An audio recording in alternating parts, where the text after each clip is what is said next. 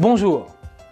Que votre décision soit prise ou encore incertaine, la période que vous vivez n'en est pas moins délicate. Si votre démarche n'est pas encadrée, elle peut très vite aboutir à une situation conflictuelle. Et si vous avez des enfants, vous savez très bien que vous n'êtes pas seul dans cette démarche. Avant de vous donner plus de détails sur nos services, je vous propose de télécharger gratuitement et sans aucun engagement le guide de la médiation. Il vous éclairera par ses conseils sur votre situation. Ce guide est vraiment un cadeau que je vous offre. Pour le télécharger, il vous suffit d'inscrire votre prénom et votre adresse email. J'aimerais ensuite vous faire prendre conscience de plusieurs enjeux. Tout d'abord, ne dégradez pas votre situation. Beaucoup de couples ont des enfants et une situation conflictuelle provoque énormément de souffrance pour eux. Un minimum de communication cordiale et de bienveillance sera toujours nécessaire dans votre lien parental. Il en va de votre intérêt commun. C'est vraiment un premier point sur lequel j'insiste car il est bien souvent sous-estimé. Vous avez le choix entre un long et pénible affrontement juridique, synonyme de souffrance pour chacune des parties, et une issue offrant un dialogue apaisé grâce à une médiation. Enfin, si vous souhaitez trouver une solution la plus rapide possible, soyez certain que cette solution passe par un dialogue et un accord encadré.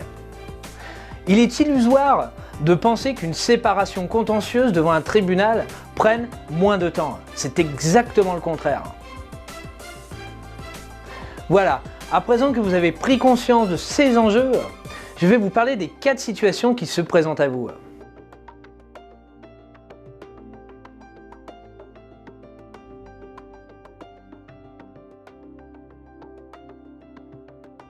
La première, que vous soyez ou non séparés, la garde alternée de vos enfants pose problème ou va poser problème dans quelques mois. Vous souhaitez mettre à plat calmement la situation et trouver une solution pérenne qui ne donne pas lieu à des conflits parentaux face à vos enfants qui souffrent déjà de cette situation. Je vous propose donc d'en discuter grâce à un processus de médiation et de négociation qui vous aidera à trouver une issue pérenne. Ensuite, deuxième éventualité, vous n'êtes pas encore totalement sûr de vouloir vous séparer. Rien de plus normal. Il est difficile de statuer rapidement sur une relation qui dure depuis de nombreuses années. Je vous propose donc une médiation pour ouvrir un dialogue sur votre relation et vos attentes réciproques. Il en émergera une ou plusieurs solutions que vous serez libre de choisir. Ensuite, il y a la situation où vous avez pris la décision de vous séparer ou de divorcer. Et vous n'avez bien souvent pas trouvé de solution commune avec votre ex-conjoint. Il y a quelques années, vous n'aviez aucune alternative possible à cette situation. Vous étiez obligé de procéder à un divorce contentieux avec 2 avocats et une coûteuse et très longue procédure. Quand je dis longue et coûteuse, c'est une procédure de plus de 12 mois, sans parler des procédures d'appel. Ce constat a été observé par le ministère de la Justice dans un rapport remis à Madame Christiane Taubira, garde des Sceaux, sur l'édification d'une justice du XXIe siècle. Dans ce rapport, il est dit: édification de la justice du XXIe siècle. Pour les justiciables, notre système judiciaire est trop complexe, les procédures trop longues, les coûts trop élevés. Ce rapport vise d'une part à rendre les citoyens davantage acteurs de leurs litiges.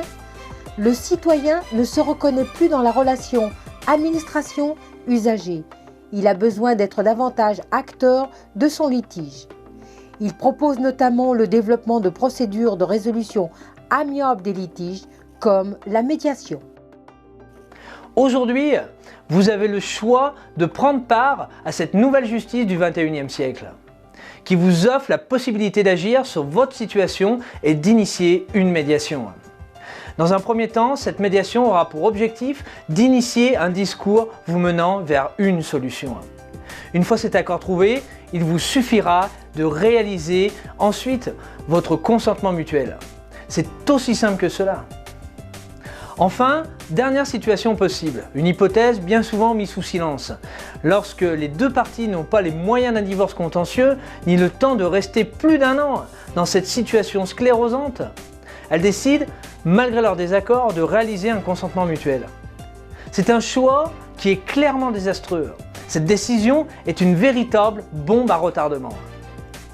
Dans ce même rapport rendu à la garde des Sceaux, il est stipulé: ce ratio permettant de connaître le pourcentage de divorces par consentement mutuel donnant lieu ultérieurement à des instances modificatives relatives à l'exercice de l'autorité parentale est utile car tous les juges aux affaires familiales constatent que de nombreux divorces par consentement mutuel donnent lieu à de telles instances modificatives, parfois très conflictuelles. Il est souvent constaté que le retour devant le juge traduit la fragilité du consentement initial, parfois donné pour obtenir une décision rapide au moindre coût, mais sans accord véritable sur toutes les conséquences de la séparation. Ainsi, cet accord, qui n'en est pas un, ne fait bien souvent que reporter ultérieurement une situation encore plus conflictuelle. De plus, quelle crédibilité aura devant le juge votre nouvel accord sur l'autorité parentale si le premier a été dénoncé aussi rapidement? Pour conclure cette vidéo, les options que je vous propose aujourd'hui vous promettent une issue pérenne et implicative. Si vous faites l'impasse d'une résolution sereine de votre relation, vous risquez de la vivre bien plus longtemps que vous ne l'auriez souhaité. Je sais qu'il faut du courage pour initier une médiation. Et je sais aussi que si vous êtes là, vous avez cette assurance. Je suis déterminé à vous aider dans cette épreuve. Je vous invite à demander aujourd'hui gratuitement et sans aucun engagement votre guide de la médiation. Il s'agit vraiment d'un outil précieux. Le meilleur conseil que je puisse vous donner aujourd'hui, c'est de garder confiance en votre détermination et d'agir dans la bonne direction.